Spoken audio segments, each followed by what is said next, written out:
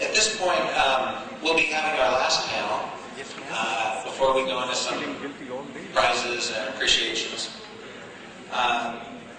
One thing I wanted to mention is that within your goodie bag is a feedback form, something which we would like you to look at and write down some of your thoughts, things that you liked about this conference, maybe some things that you thought could be improved upon, so that we can do something better, even better next year.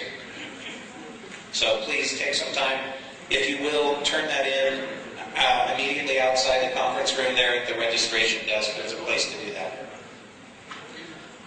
So, again, getting back to the topic, this panel, I won't introduce everybody as I've done that already, but we'll be talking about the challenges faced in adhering to compliance regulations. So, focusing in again on the challenges and difficulties and hopefully a few solutions that some of these experts will be talking about. We'll have a dual speaker arrangement. One will be Stella and then Fiona, who will lead out the discussion, and then we'll proceed with the panelists.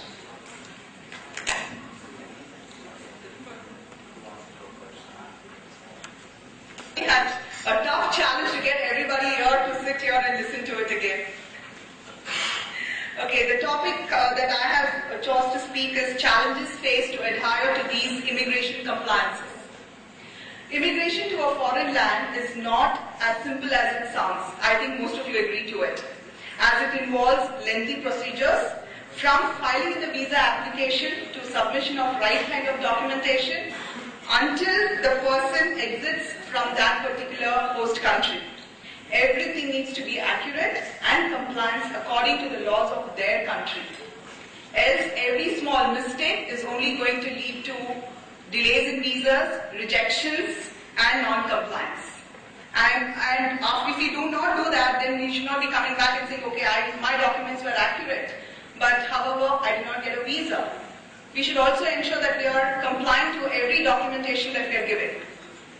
Due to the present political and economical changes happening globally, countries are tightening their immigration laws and policies, which calls for the immigration professionals to be watchful and update their immigration knowledge constantly.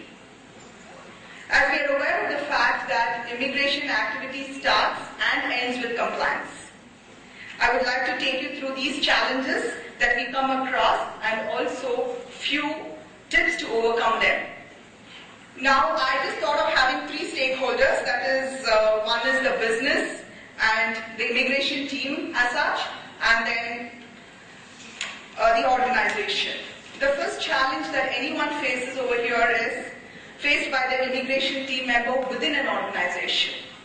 The first and foremost is lack of immigration knowledge at different levels in opting for incorrect visa, setting wrong expectations to the business, and misguiding them towards non-compliance. For example, if I have to take a L or a H visa, what do we first do? We get a deadline saying, okay, this person needs to be on board, he needs to go there next month. So if the immigration person doesn't have that kind of knowledge, he's just going to take a shortcut. He's going to say, okay, L is an intra-company transfer, so let me go ahead and file an intra-company transfer. And we know it has a special criteria, that is, you should be specialized in that particular domain.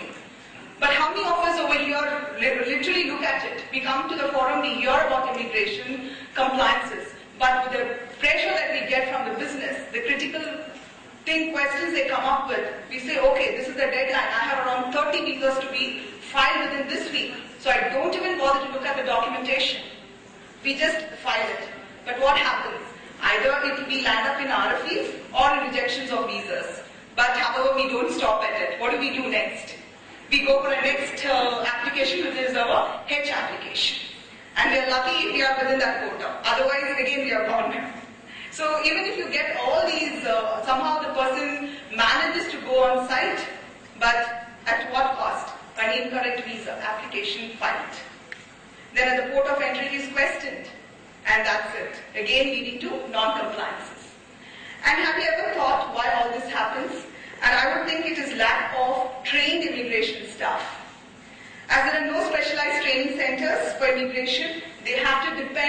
their own knowledge that they have gained through the years of experience that they have had, which may or may not be updated as per the immigration law. And again, this leads to non-compliance. And even if you have resources available, they may not be in proportion with the volumes the team handles, which further lead to poor quality of document verification and a high degree of non-compliance. If a person has got, say, around 8 Netherlands visas to process, do we look at other checklists? Do we know that, okay, legalization has to be done, it has to be attested, and now even with the passport, the government doesn't even look at it. They say, okay, you have to come through an MEA. Only then I'm going to take this document as a valid document. Then cumbersome internal procedures within the organization. There's a huge checklist. How many employees really go and look into the checklist? What do? They just look at it, they come back again to the immigration team and say, I don't find it, I don't know where to go and track it, and even if they understood, they come and give you an incomplete documentation. So what are the few points to overcome these challenges? First and foremost is staffing. The company should have a specialized immigration personnel who understands the importance of being compliant. It's not only how you know how to follow a process, because most of the companies have a workflow. So they just go and follow that particular standard workflow. Do they know that they have to be compliant?